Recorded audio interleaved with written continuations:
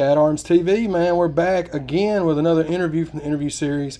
And we're in the middle of doing a lot of content right now, man. So I figured this was a good opportunity to sit down with my buddy, man.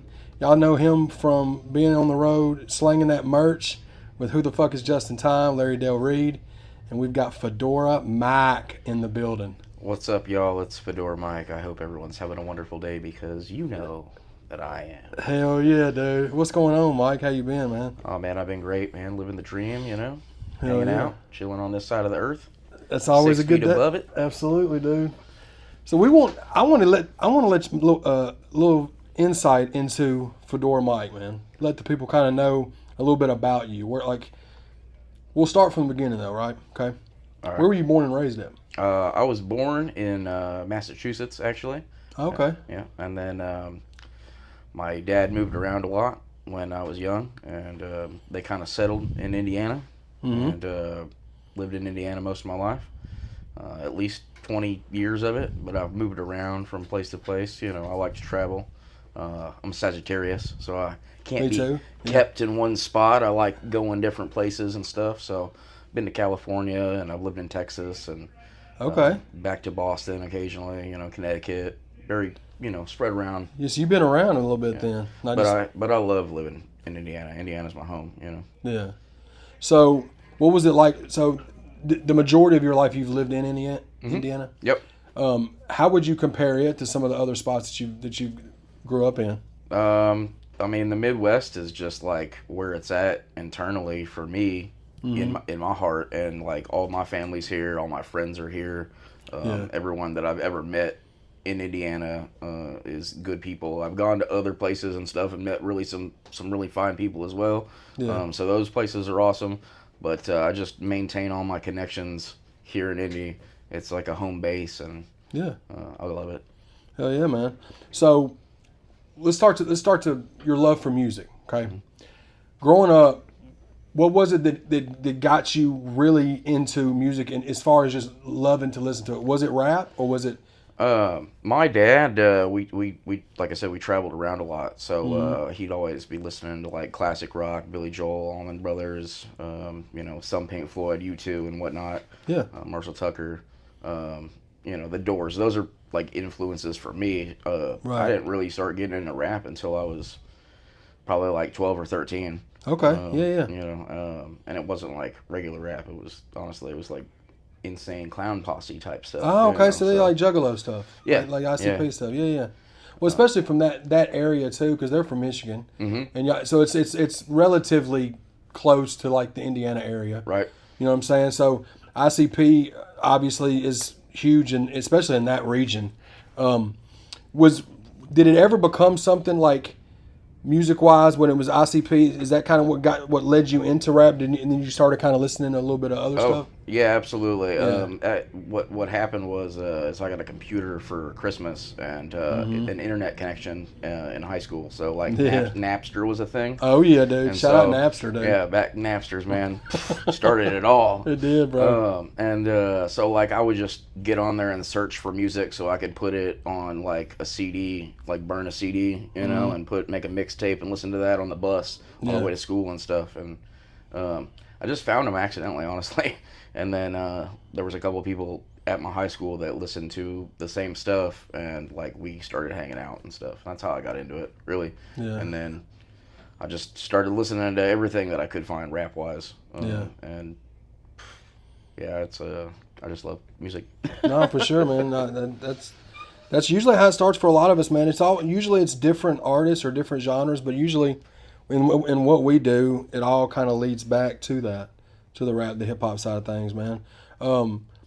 As far as Justin, right? Justin and the squad that y'all got. When did you meet Justin? Like, how did that become a thing? Actually, I met Justin. He had put out a post on Facebook a couple years ago, 2021, I believe it was. I had a bunch of time on my hand. I had just got out of a bad relationship. And I saw his post on Facebook and was kind of like, oh, that sounds like a fun thing, you know. I mean, you're inviting a bunch of people that you don't know to your house. That sounds incredibly humble. It'd be, you know, I'd be honored if I could be one of those people, you know. So I hit him up on Facebook Messenger, And he messaged me right back and was just kind of like, yeah, come to the party. And I showed up, and he'll tell it a different way, but like just my interpretation of it was like, I stayed to party, and I had the next day off, so why not help clean? You know what I'm saying? Mm-hmm. Like, everyone else was leaving, and nobody was there to stay to help clean up the mess. They just And came it was to all party like they and just leave. came to party and leave, and the house, it's all trash. There's beer cans all over the place, and floor needs to be mopped and stuff. And I'm just like, well, I mean, I got the whole day. You know what I'm saying? I'm cool to stay and help clean. And that was really kind of like, I think it. I don't know. It made Justin like look at it, a certain way. It was like he wasn't just trying to come take like advantage of the situation. Exactly. Like it was a real gesture, and that's how we met. And then I just started hanging out with him a lot, and he found out I rapped the same night too, so that was pretty cool. And Justin's a really good guy. He gives people the opportunity that a lot of people don't get, but you have to work for it. You can't just expect something to happen. You have to put the work in. But that's what a friendship is. You know what I'm saying? Like, a friendship is a give and take. Yeah. So with the music stuff, like when did you start like wanting to rap and try like writing rap stuff like that? Like, probably when I was because I used to write rock songs on my computer and stuff. Saving to like floppy disks and shit. Shout out floppy disks, dude. Throwback, Mike. And but I never really wrote to any music or anything. It was just kind of like what I was feeling, and at the time or whatever. And then like when I said I met a bunch of like juggalos and stuff in Indiana, and started kicking it with them a lot. And they were super into like writing music and writing raps because ICP was doing it, and they were, if they can do it, I can do it type thing. You know what I'm saying? And they were like, oh, you should be a part of our little faction, our little group. And I was like, I don't really write rap, but I'll give it a shot. I just kept writing like that style, and the more I listened to it, I just started being a little bit more creative. I didn't really gravitate towards like rapping about the dead bodies and stuff. No, you just rapping about your life, bro. That's rapping what's real to me. That's what it should be about, bro. Just rapping about your truth. I just started getting better at it. The more I wrote, the more I would like be able to express myself, but also like think of like really cool things to say, and things that like other people wouldn't necessarily say. And that was it's exciting for me, like coming up with new things and like memorizing the lyrics and going to the studio and performing and just all of it. I just love the whole aspect of it. Yeah. And so as far as the music stuff goes, and you linked up with Justin, when did it become something where you started doing the merch for Justin? Was it something where he just needed somebody at the time and needed you to come do something at one show, and then it kind of led to... So when I met Justin, I was working for a hotel, and then I just... something happened with the hotel. Essentially, it got flooded and shut down, and I was like, I didn't feel comfortable working there because I was unsure if the job was a safe job to keep, what I'm saying, or if I was just going to get terminated. So I ended up quitting, started working at UPS seasonally, and then Jimmy John's because, 2 jobs. Got to have 2 jobs in this economy. No, for sure, bro. And then Larry Dale gave me the opportunity. He was just like, hey, man, just quit and start working for me. You know what I'm saying? Well, like as a personal assistant type thing. Yeah. So I had a lot more free time on my hands to do the music thing and to help Larry Dale out and to help Justin with basically whatever he needed. Yeah. And then he went on tour, and I was like, well, I can drive too. You know what I'm saying? He needed a driver essentially, so I was able to do the driving portion. I was able to do the merch. Well, and I Swiss Army knife, dude. I felt he felt comfortable with me doing it because, like I said, I did food service industry. I've done food service industry for like 12 years, so I have like good customer service skills and talking to people. Good talker, so that helped out a lot. I was like kind of unsure about selling the merch, but the more I did it through the whole tour, I got better at it and just kind of like started treating it like it was the food service industry, you know. Yeah, now you've become like, if Justin's around, people are like, "Where's Mike? I want to meet Mike. I want to see Mike." You know, so it's like you've become a staple as far as like when you see Justin, you see Larry Dale, you see Zane, you see Mike. You know what I mean? Which is cool because you just being you and working hard. You know what I'm saying? It's something that probably gets you opportunities and gets you to meet people. You know, which is I'm sure is humbling for you as well. Well, yeah, I appreciate that, Chad, Yeah. man. Yeah, like the big thing for me is not my job is not in my vocabulary. Mm-hmm. So like I'll do whatever it takes to make the team succeed, Yeah. and that's what's important to me. No, for as sure, far as, man. like I like me. I try to be the good guy, the positive guy and stuff. But I really want to see the people around me succeed more than anything. You know what I'm saying? Yeah. It's cool to see my accomplishments. That's awesome. I love it. But I'm a very like passionate guy towards everyone else. You're selfless. Yeah, for sure. And I love it. You know what I'm saying? Yeah. But not to mention though, Mike, let's not stray away from the fact that you have charted how many times? 4 times. 4 times. Yeah. So which one was the first one? Was it Gobbledygook that charted first? And Gobbledygook was the first charting song that I got that was on tour when we were on tour. I remember that last video, year. dude. That It shit was fire, dude. At the gas station or something? They told you? What is it? Like the video like that where they told you were charting? Like I think Oh y'all were yeah, at a truck yeah. stop or something? We pulled over at the gas station on the guise of Justin having to get something, and we needed a gas or something, and I was like, okay, and we pulled over, and they had told me, and I was just kind of like, I was blown away, Yeah. mainly because like I didn't think that was ever going to be something possible in my life, you know, and Yeah. it was all just kind of like pipe dreams essentially man. until it wasn't, you know. And, Right. And what was the highest that charted? 55. Yeah, it was in the top one. Yeah, that's fire, dude. Especially for singles, man. Singles are hard to chart. Yes, yeah, I Like- didn't know that. Yeah. And then after that, what was the next one that charted? Was it Remain Humble that charted that? Justin, the following Monday when we were on tour, he wanted to see if it could happen again. And I didn't have any new music out, essentially, but Yeah. he was trying to figure out, a good song to chart. And Trolls. Oh he yeah, you had charted because Trolls was like an earlier song that you did, Yeah. 2022. Got you. Okay, Yeah. and I'll put those on the screen too. People And see. then that, ironically enough, that charted at 55 too. Which Yeah. was just crazy because it's like, I guess it's unheard of to get the same number at the same, Oh, dude, that would be tough. Yeah, especially like the iTunes like top 200, right? Yeah. Yeah, so Yeah, that's cool, man. And then so that was the second one that charted, Yes, sir. and then the third one was Remain Humble. I had put out Remain Humble, and that went to 89. hell yeah, on the dude. So charts, still and top that's crazy. 100. Yeah, that's crazy. And Yeah. like I said, honestly, if it wasn't for the fans and the supporters, I would just be another guy writing music and Yeah. not really making anything. Yeah. It's you guys. It's all you guys. So Yeah. and we're all on the charts. That's the other thing. It's not just me on the Yeah. charts because you guys helped put me there. Right, you know? and then this most recent one. Oh, it's, yeah, it's the you got it on your shirt right now. Oh My- yeah. The new song with it's you and Justin and Larry, right? Yes, sir. Yes, sir. And tell them where that one charted at. That was a number 9 spot. Yeah, dude. It was Shout out to Mike, dude. That's fire, It was bro. a top 10, Yeah. which is crazy. And let me tell you, Yeah. and I say this, I've been saying it, number 9 still feels like number 1 to me.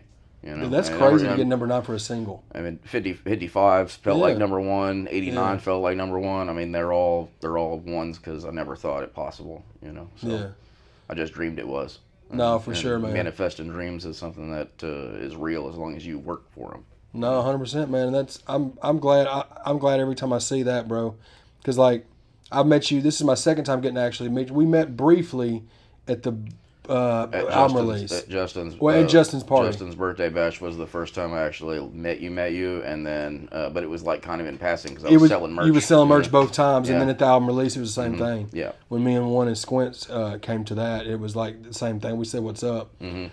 I'm always doing the job. Oh you know yeah, what I'm bro, saying? and So y'all the stay job- busy with that job booth needs too. to get done. Somebody's got to do it, and Yeah, somebody's dude. got to do it right. I'd rather it be me. You know. Yeah, and it was cool too when me and One and all of us and Squints and Mel and everybody came up to Justin's birthday bash. Oh yeah. It was cool getting to see because you performed live too. Yeah. They had me. What Justin's been doing recently is having me do the merch and then get on stage and perform before like him and White go on or something, which is Yeah. really kind of humbling. It's humbling because White was my favorite rapper growing up. After I started listening to ICP. Oh yeah. And then It's similar wheelhouses. 3-6 did a absolutely. song with him and stuff. And Just that another crazy click. Yep. And Twisted did a song with him and stuff. So then I started diving into that side of it, and that's how it got me into that. And I found White, and he was just killing it, still killing it. Yeah. Still killing it. And so, he was,